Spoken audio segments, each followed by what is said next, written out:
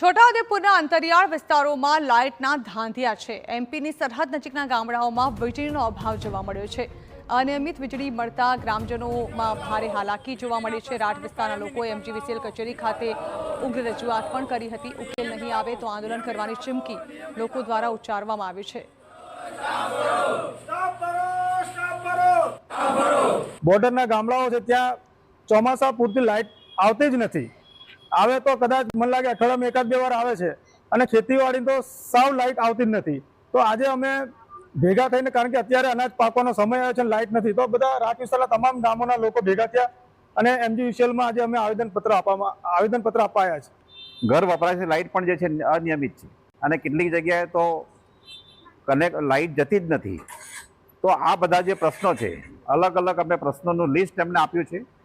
અમે ઇલેક્ટ્રિસિટી બોર્ડને રજૂઆત કરી છે કે અમારા જે પ્રશ્નો છે એનું નિરાકરણ 7 દિવસમાં ન આવે તો અમે અહીંયા મોટી સંખ્યામાં આવીને જે પણ પ્રકારના આંદોલનની જરૂર હોય તે આંદોલન કરીશું। ખેતીવાડીની અમુક ટાઈમ પર આપણે જે અમુક સમય પર લોંગ ટાઈમ સુધી મળતી જ નહીં, એવું અઠવાડિયું 20-25 દિવસથી અમારા જે વિસ્તારની અંદર વાત કરીએ છીએ તો એમાં ખાસા ટાઈમથી લગભગ 25-30 દિવસ થઈ ગયા છે, આ સુધી અમને લાઇટ પૂરતી મળી નહીં।